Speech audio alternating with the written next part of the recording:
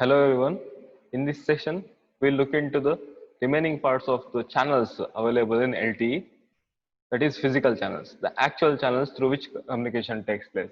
Physical channels corresponds to a set of resources in the time frequency grid so that signals can be carried through these channels. The basic entity that makes the physical channel are the resource elements or the resource blocks, what we find in the structure. The resource elements in each single carrier over OFDM symbol for a single OFDM symbol, and typically this could carry one modulated symbol. So let us see how the structure looks. Before looking into the structure, we will see what is block and other things which are being transmitted through physical channels.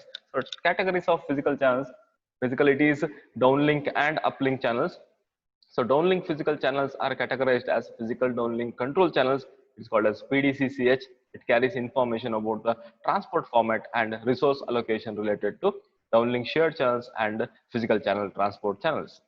And also the information about HARQ inform, and it is related to downlink shared channels. Physical downlink shared channels, PDSCH, this channel carries user data and higher layer signaling. It is associated with downlink shared channel and physical channels. So physical broadcast channels, physical multicast channels, physical hybrid ARQ indicator, so it's PHICH, and physical control format indicator channel. All these are the repetition of the logical channels and control channels what we have seen in the previous session. Similar operation takes place in physical layer, and also in uplink physical channels, physical uplink control channel, physical uplink shared channel, and physical random access channel. These are linked with the uplink. Again, it is doing the operation related to acknowledgement, hybrid ARQ indicator, and channel quality indication, and also regarding signaling, which is related to shared channels, uplink shared channel, and random access channel, which is with respect to the channels which are available during turning on or from moving from idle state to active state. So reference signals, we have three different types of reference signals. We find cell specific reference signals associated with non-MBSFN transmission, then MBSFN transmission.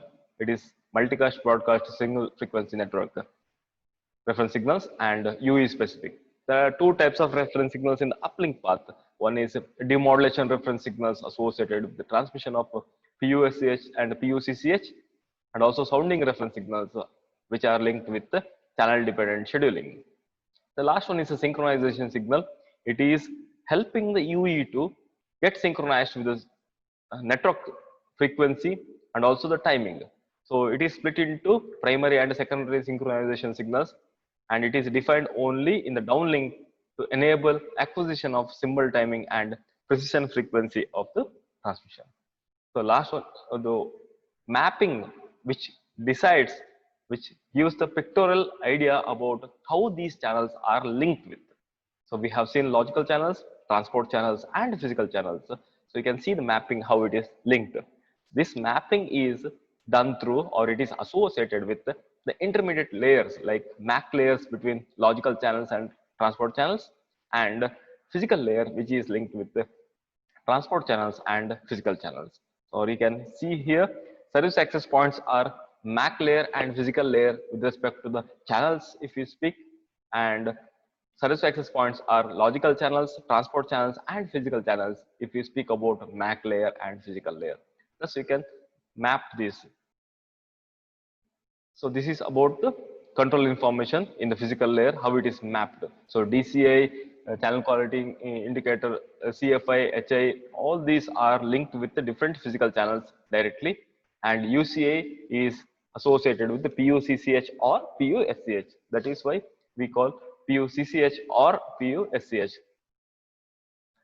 Downlink OFDM radio resources. So what it contains, how radio resource looks. So you can see the frame structure here. It contains the subcarrier frequency spacing of 15 kilohertz. These are the standard terms. Then we have FFT based OFDM generation for FFT size of 2048. And the duration for which one symbol passes is 1 divided by 15,000 into 2048. This is the number associated with the frequency spacing as well as FFT size.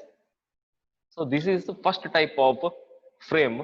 You can see over here in the picture, one frame TF duration is 10 seconds, sorry, 10 milliseconds. Each frame is divided into 20 subframes. So one subframe is of 1 millisecond, which contain 2 slots.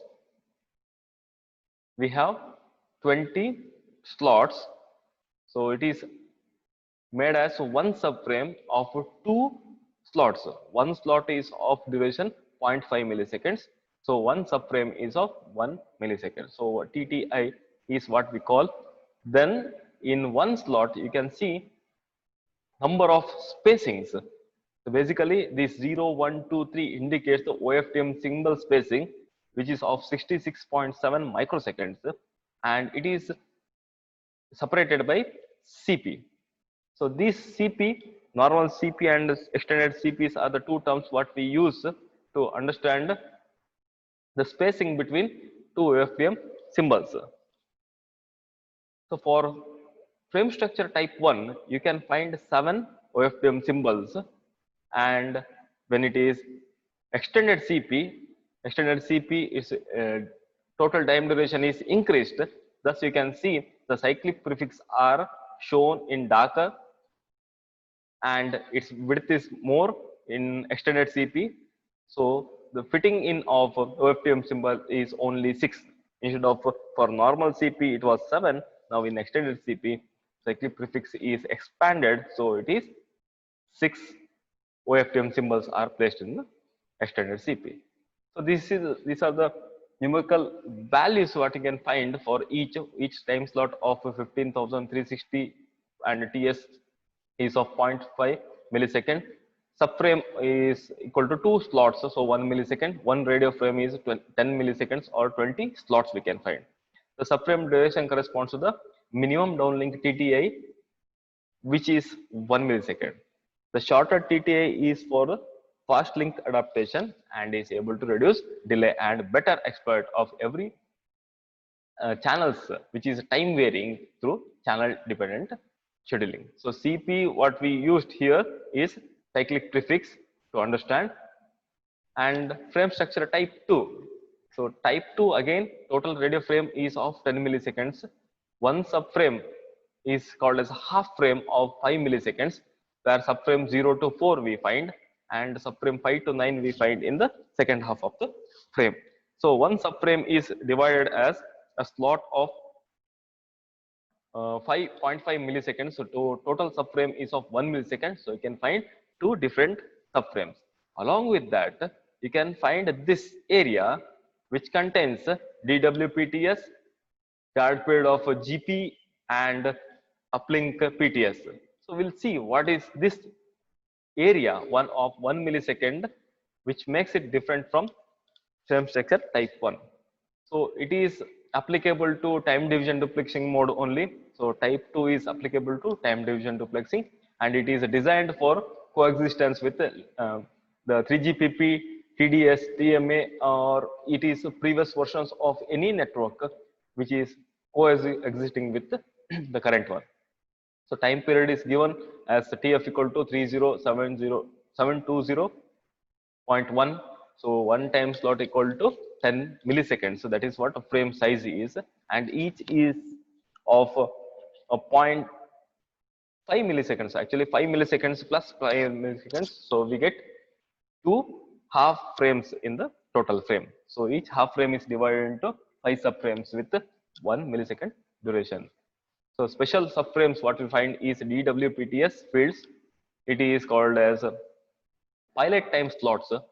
It is the downlink part of the special subframe, can be regarded as an ordinary but shorter downlink subframes for the data transmission length, which is varying from 3 to 12 OFDM symbols. It is just to indication. And also uplink PTS, it is uplink part of the special subframe and has the shorter duration with 1 or 2 OFDM symbols. So these indicates the special subframes and how many subframes are being OFDM symbols are being transmitted, and also guard period or a GP field remaining Symbols, what we find is for special subframe is not been allocated to downlink PTS or uplink PTS, and it is allocated to GP field, which are used to provide the guard period. Why we need guard period? Of course, OFDM symbols should not overlap. That is why CP was introduced. So CP again here overlapping of such OFDM symbols as well as to overcome the problem of intersymbol interference and fading. To avoid that, instead of CP here guard periods are used, that is called as GP. So this is regarding the subframes and frames what we use in the physical channels. So this is about total frame structure and the channels used in LTE. Thank you.